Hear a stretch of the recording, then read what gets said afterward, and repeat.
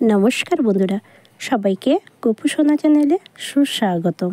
সর্বশাস্ত্র একমত, রইয়াছে যত ব্রত, সর্বশ্রেষ্ঠ শ্রী হরিবাসর। একাদশী তিথি শ্রীকৃষ্ণের প্রিয় অতি, যতনে পালন করি ব্রত, ভজনে অনুকূল, প্রেম ললিতার মূল, বরি তাহা আদরে সতত। হে গোবিন্দ, হে গিরিধারীলাল, আমার হৃদয়ে তুমি থাকো চিরকাল। হে গোবিন্দ, হে প্রিয়তম রাই, তোমার চরণে আমি প্রণাম জানাই। হে গোবিন্দ, তোমা বিনা গতি নাই, তোমার চরণে আমি প্রণাম জানাই। বন্ধুরা, আজকে আমাদের আলোচনার বিষয় হচ্ছে পার্শ্ব পরিবর্তন একাদশীর সঠিক সময়সূচি এবং ব্রত মাহাত্ম্য বা ব্রতকথা। চলুন বন্ধুরা জানা যাক। ভাদ্র মাসে শুক্লপক্ষে পার্শ্ব পরিবর্তন একাদশীর সঠিক সময়সূচি হচ্ছে 17ই ভাদ্র, সেপ্টেম্বরের 3 তারিখ। তার আগের দিন রাত্রিতে পেয়ে যাবে 16ই ভাদ্র, সেপ্টেম্বরের 2 তারিখ রাত্রি 12টা 58 মিনিট 11 সেকেন্ড হতে 17ই ভাদ্র, সেপ্টেম্বরের 3 তারিখ রাত্রি 1টা 46 মিনিট 35 সেকেন্ড পর্যন্ত একাদশী তিথিটা থাকবে। তাই বন্ধুরা, গোস্বামী মতে 17ই ভাদ্র, সেপ্টেম্বরের 3 তারিখ বুধবার একাদশী, পার্শ্ববর্তিনী একাদশী পালন করতে হবে। আর নিষ্কাম মতে 18ই ভাদ্র, সেপ্টেম্বরের 4 তারিখ বৃহস্পতিবার একাদশী তিথি পালন করতে হবে। বন্ধুরা, বোঝা গেছে বন্ধুরা কোন তিথিতে কোন দিন পালন করতে হবে। গোস্বামী মতে নিষ্কাম। যুধিষ্ঠির মহারাজ জিজ্ঞাসা করছেন ভগবান শ্রীকৃষ্ণকে যে ভাদ্র মাসের শুক্লপক্ষে একাদশীর মাহাত্ম্য কী। তখন শ্রীকৃষ্ণ বলছেন, স্বর্গ এমনকি মোক্ষ প্রদায়নী, সর্বপাপ হারিণী, মহাপুণ্যবতী, যিনি এই তিথিতে ভক্তি সহকারে বামনদেবের পুজো করেন, তিনি ত্রিভুবনে পূজ্য হন। পদ্ম পুষ্প দ্বারা বিষ্ণু অর্চনা করলে অন্তিমে বিষ্ণুলোক গতি হয় সেই ভক্তের। এই একাদশী তিথিতে সাহিত্য ভগবান শ্রীহরি পাশ পরিবর্তন করে, সেই জন্য এই তিথির নাম হচ্ছে পার্শ্ব পরিবর্তন একাদশী ব্রতকথা। সকল পাতক নাশিনী এবং সকল পাপ বিনাশিনী। যুধিষ্ঠির মহারাজ প্রশ্ন করছেন, হে গোবিন্দ, আপনি কি প্রকারে এই 4 মাস শায়িত থাকেন, মানে শয়নে থাকেন, কিভাবে পার্শ্ব পরিবর্তন করেন? আপনার শয়ন অবস্থা মানবগণের বিধিমতো কি কর্ম করা উচিত বা কি সাধনা করা উচিত, আর কি কারণে দানবরাজ বলিকে আপনি বন্দী করেছিলেন?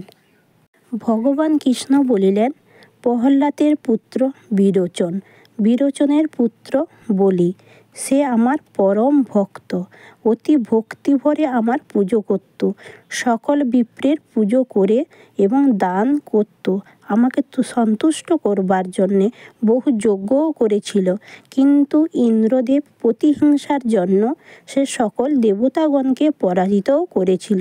তাতে ইন্দ্রদেব আমার শরণাপন্ন হলেন। তখন আমি পিতা কশ্যপকে এবং মাতা অদিতিকে মাতার রূপে অঙ্গীকার করে ব্রাহ্মণ বালক বেশে বামন রূপ বলির যজ্ঞস্থলে উপস্থিত হলাম। তখন যজ্ঞে গিয়ে 3 পাত ভূমি ভিক্ষা চাইলাম। তখন বলি এই তুচ্ছ বস্তু থেকে আমাকে শ্রেষ্ঠ বস্তু চাইবার জন্য অনুরোধ করেন। আমি অধিক কিছু গ্রহণ করতে অস্বীকার করি। তখন বলি মহারাজ আমাকে 3 পাত ভূমি দান করতে ইচ্ছা প্রকাশ করল। তার গুরুদেব শুক্রাচার্য তাকে নিষেধ করলেন, কিন্তু সত্যবাদী যুধিষ্ঠির বলি গুরুর আজ্ঞা লঙ্ঘন করে আমাকে 3 পাত ভূমি দানের সংকল্প করলেন। তখন আমার বামন দেহটা বিশাল আকার বর্ধিত হয়ে এক পা সকল ঊর্ধ্বলোকে, অন্য পা নিম্ন মানে সপ্ততল অধিকার করে। 3য় পাত রাখার জন্য স্থান চাইলাম। তখন মহাভাগ্যবান বলি তার মস্তকটি দান করে দিল। তখন আমি তার মস্তকে চরণ রেখে বললাম, আমি তোমার নিকটেই সর্বক্ষণ থাকব। ভাদ্র মাসে শুক্লপক্ষে সেই একাদশী তিথিতেই ভগবান বামনদেবের এক মূর্তি বলির আশ্রমে স্থাপিত হলো। আর অনন্তনাগের উপর আমার দ্বিতীয় মূর্তি শায়িত রয়েছে। এই শয়ন একাদশী থেকে উত্থান একাদশী পর্যন্ত 4 মাস আমি নিদ্রিত থাকি বা শয়নে থাকি।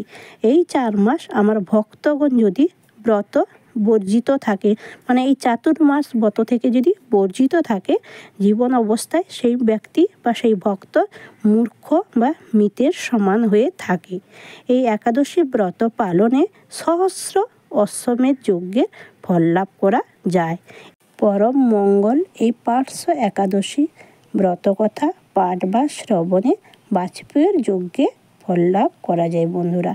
অবশ্যই বন্ধুরা এই একাদশী ব্রত বন্ধুরা অবশ্যই পালন করবেন। এই দিন বেশি বেশি হরির নাম জপ করবেন। অবশ্যই বন্ধুরা এই দিন পরচর্চা, পরনিন্দা, সমালোচনা কিছুই করবেন না বন্ধুরা, এবং হরিবাসর করবেন। যতটা সম্ভব এই দিন রাত্রি জাগরণ করবেন বন্ধুরা। এই দিন বাড়িতে ঝগড়াঝাটি অশান্তি করবেন না এবং রাধাকৃষ্ণের সেবা করবেন বন্ধুরা। রাধে রাধে বন্ধুরা। হরে কৃষ্ণ কৃষ্ণ কৃষ্ণ হরে হরে, হরে রাম রাম রাম হরে হরে। বন্ধুরা এই দিন অবশ্যই রাধাকৃষ্ণের সেবা করবেন বন্ধুরা। সবাই ভালো থাকবেন, সাবধানে থাকবেন, সুস্থ থাকবেন। রাধে রাধে, হরি বল। জয় গৌর, জয় নিতাই।